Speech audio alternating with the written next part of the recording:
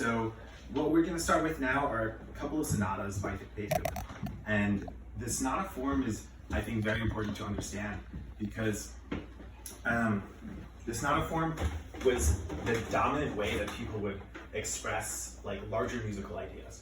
It started off with Haydn, Mozart, and Beethoven, who all kind of taught each other in Vienna around the 1800s. And so Haydn was the person who really invented the sonata form. And of the there's many different kinds, but the sonata allegro form is the one that became the most kind of foundational to composers as they were writing symphonies and chamber musics and other larger forms of music. We all kind of know what like narrative forms are. We know like the hero's journey and other kind of narrative forms. That's what the sonata form does in music. Is it allows us to take a couple of musical ideas and tell a much larger story with them. So I'm going to talk a little bit about what the sonata allegro form is in the context of this piece that we're going to be hearing, which is Beethoven, G major. So the sonata allegro form will start with what's called the exposition.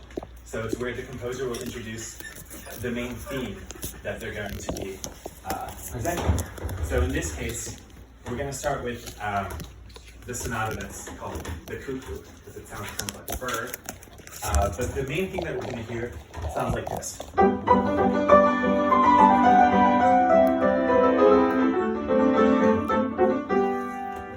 that's kind of the main theme.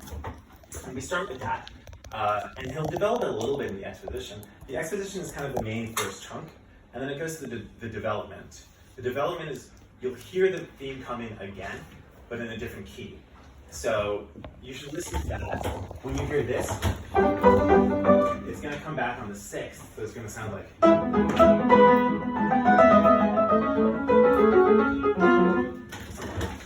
And then that's just a way of telling the audience, like, okay, we're going to start developing now.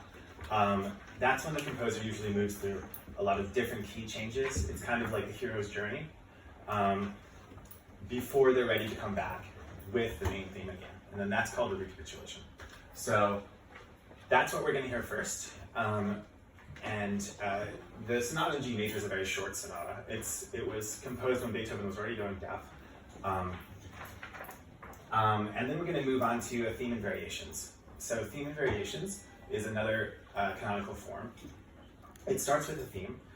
It's divided into a lot of small movements. It starts with a theme, and then each other movement is going to be a variation of that theme.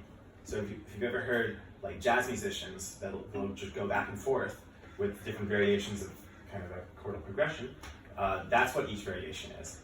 So it will sound like this.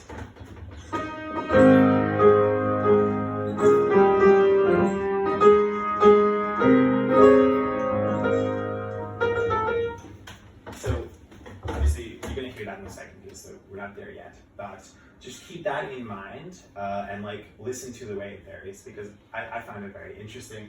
Beethoven does a very, very good job. We're going to finish this segment with the ninth, and there's a lot to say about the ninth. The ninth was composed right after the Napoleonic Wars and the Congress of Vienna. So the Napoleonic Wars was when Napoleon went and tried to invade most of Europe. And then like it was this rebellious phase where they were overthrowing the aristocracy, and then the aristocracy won, and the Congress of Vienna was where they were kind of reestablishing the norms. And Beethoven was kind of a rebel, so he was very upset. He was very disillusioned by this sequence of events. And the ninth tells a much larger story about despair and hope through despair, and then it finally ends with the Ode to Joy, which we're all familiar with. And the Ode to Joy is kind of a symbol of man or people like achieving a kind of perfect utopia, which is what he had in mind. Song? It is the EU song. So we played this at a series of Ukrainian benefit concerts, and we wanted to like make the message that like the EU is, part of these Ukrainian themes and stuff, which we thought was a nice political statement. All right, here we go. Woo!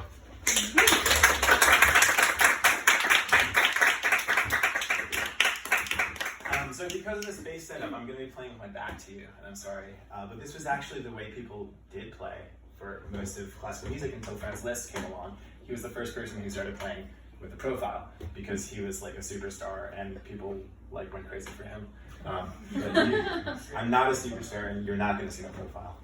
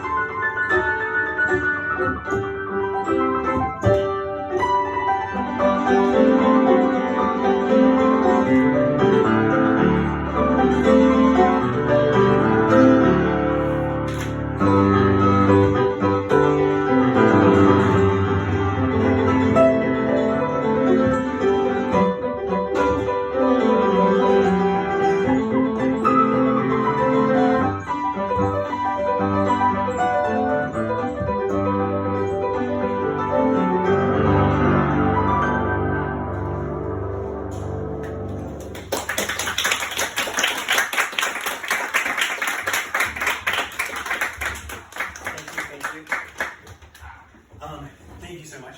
If you could please hold your applause until the end of these segments. I feel like it'll just keep it moving better.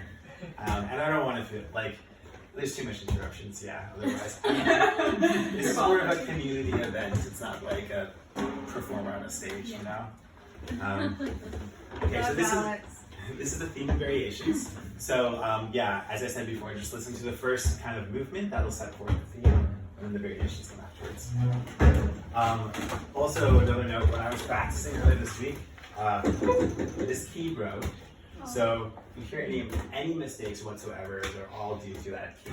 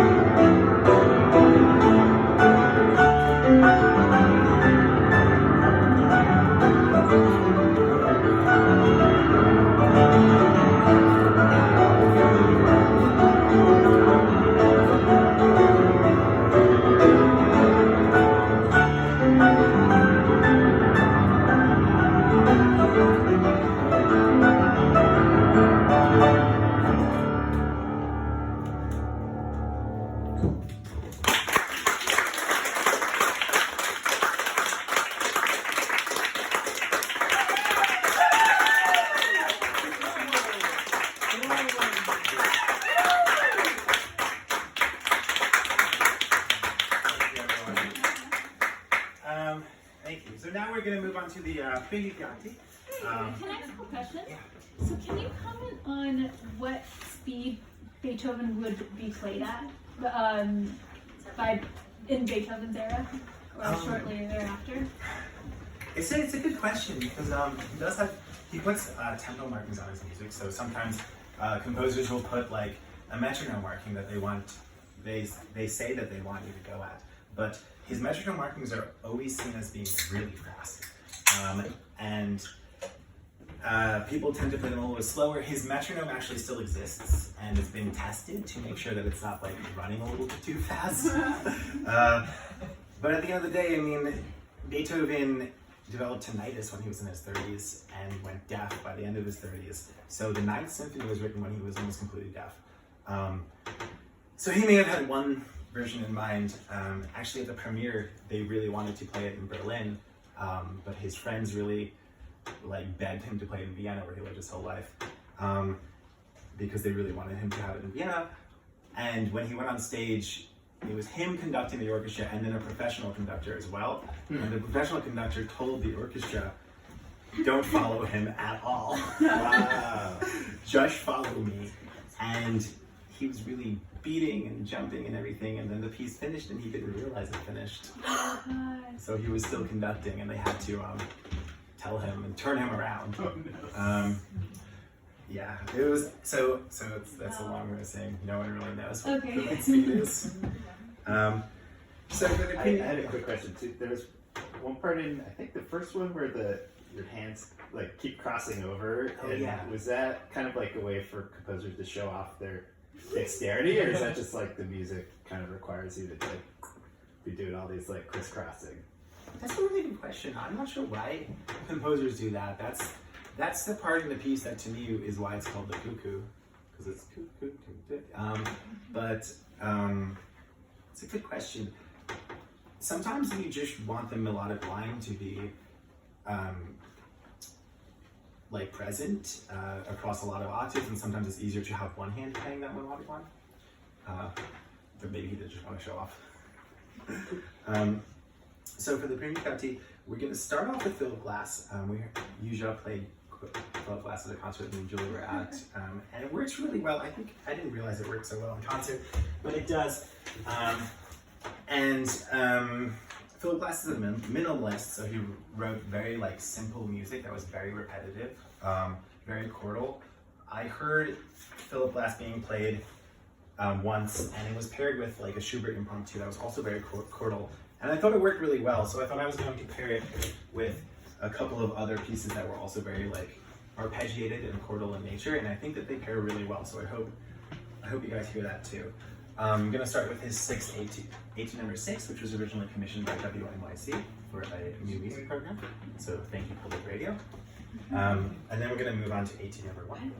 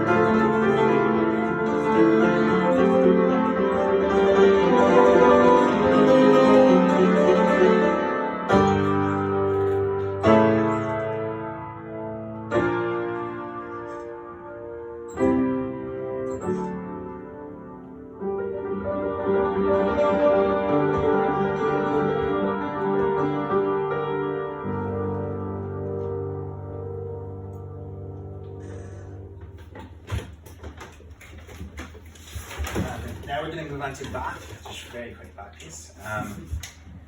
I tried to keep the chordal theme going. This is an interesting piece of information for all the musicians in the room. Bach composed hundreds of pieces in which, after he composed them, he burned them.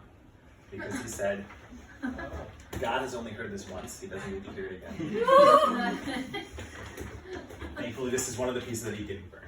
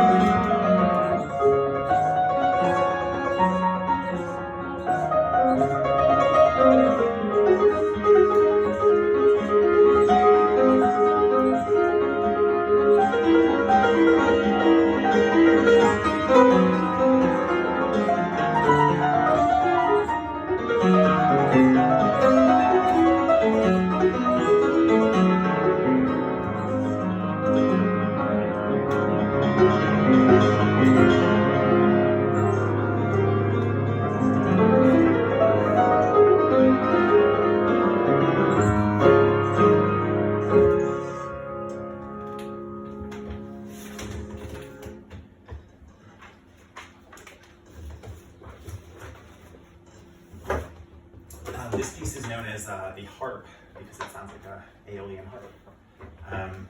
Chopin was always insecure that his pieces didn't vibe well with larger concert stages. So it's good that we're not on a large concert stage right now.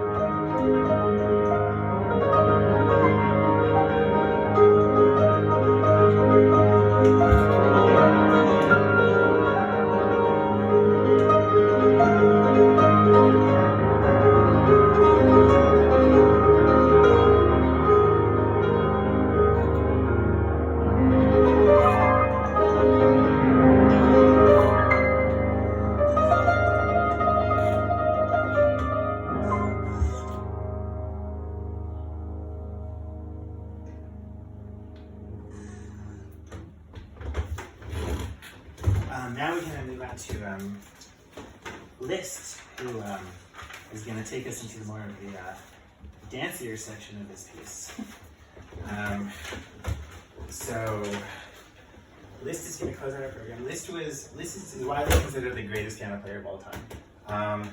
He composed a lot of pieces, including that transcription of Beethoven's Ninth that you heard before. And he was the original Beatles, so there was what they called Liszt mania that went across the European continent, where he would perform at places and then people would find like locks of his hair on the ground and sell them for lots of money. People went crazy over Liszt. But he, like Chopin, so Chopin was one of the first, but not the last, to incorporate lots of folk song into his music. And so Chopin had a lot of Polish folk songs. Liszt incorporated a lot of Hungarian folk songs, which is what we'll be hearing right now.